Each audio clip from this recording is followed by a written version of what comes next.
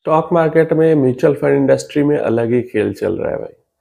मतलब अभी तक एफआईआईज के लिए अनिश्चितता थी, अनसर्टेनिटी थी। अब लग रहा है हमारे देश के लोगों के लिए अनसर्टेनिटी हो चुकी है, क्योंकि एफआईआई डीआईज का डेटा अगर आप देखते हो तो वहां पे आपको अलग ही खेल दिखाई देता है। 15 अप्रैल से अभी तक एफआईआईज ने एक भी दिन सेलिंग नहीं की है। बीच में कुछ दिनों तक डीआईआईज ने सेलिंग की है, लेकिन लास्ट का जो ये 2 दिन था, 24 अप्रैल और 25 अप्रैल, जिस 2 दिन पे मार्केट गिरी है, उस दिन पे 24 अप्रैल को डीआईज ने जो सेलिंग की है वो एफआईआईज की बाइंग के मुकाबले न के बराबर है। मतलब अगर 8,000 करोड़ की बाइंग की एफआईआईज ने तो 300 करोड़ की बस सेलिंग डीआईज ने की है। इसके अलावा 25 अप्रैल को तो एफआईआईज ने भी बाइंग की और डीआईआईज ने भी बाइंग की है। नेट बाइंग है दोनों की, और दोनों की नेट बाइंग मिला के लगभग 6500 करोड़ की नेट बाइंग है। फिर भी मार्केट गिर रही है। तो यहाँ पे जो तीसरा पार्टिसिपेंट है या तीसरा चौथा जो पार्टिसिपेंट है, वो यहाँ पे या तो डर का माहौल क्रिएट करवाना चाह रहा है या तो क्रिएट ऑलरेडी हो चुका है। ये हम मुझे और आपको ही डराने की कोशिश की जा रही है यहाँ पे। इस चीज को आप समझना, क्योंकि इंस्टीट्यूशंस यहाँ पे सेल नहीं कर रहे हैं और न ही म्यूचुअल फंड्स पे विड्रॉल का प्रेशर आया। क्योंकि म्यूचुअल फंड पे विड्रॉल का प्रेशर आता तो हमें डीआईआईज के डेटा में सेलिंग अच्छी खासी देखने को मिलती। या तो यहाँ पे जो मार्केट मेकर्स ऑपरेटर्स समझ लो, या तो यहाँ पे जो मार्केट के ऑपरेटर्स हैं वो मार्केट को गिरा के पैनिक क्रिएट करवा के रिटेलर से बिकवाना चाह रहे हैं ताकि और नीचे के प्राइस पे वो खरीद सकें।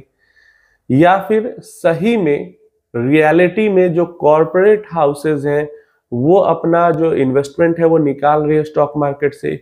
जो अल्ट्रा हाई नेटवर्थ इंडिविजुअल्स है वो अपना पैसा निकाल रहे हैं, या हाई नेटवर्थ इंडिविजुअल्स है वो निकाल रहे हैं, या फिर डायरेक्टली स्टॉक मार्केट में जो रिटेल निवेशक इन्वेस्ट करते हैं, स्टॉक्स की बाइंग सेलिंग करते हैं, वो अपना पैसा निकाल रहे हैं। इन तीनों में से, इन तीनों चारों की जो मैंने पॉइंटर्स की बात की, इन सब में से कोई ना कोई है यहाँ पे जो अपना खेल खेल रहा है।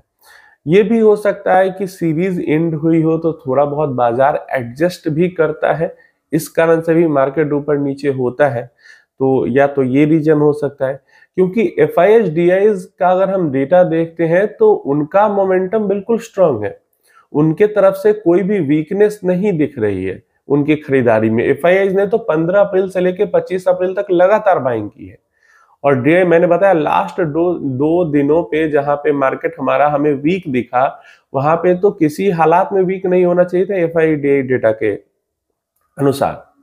तो मतलब यही हो जाता है यहाँ पे कि या तो डायरेक्ट इन्वेस्टर जो हैं अलग अलग कैटेगरी के, कॉर्पोरेट हाउस हो, यूएचएनआई हो, एचएनआई हो, डायरेक्ट रिटेलर है, या तो इन सब ने मार्केट से अपना पैसा निकालना शुरू किया है, या फिर एडजस्टमेंट हुई है मार्केट के अंदर में, या फिर जो ऑपरेटर है वो मार्केट के अंदर डर का माहौल दिखा के जो छोटे निवेशक हैं उनको डरा के भगाना चाह रहे हैं ताकि मार्केट गिरे और नीचे के प्राइस पे वो खरीद सके।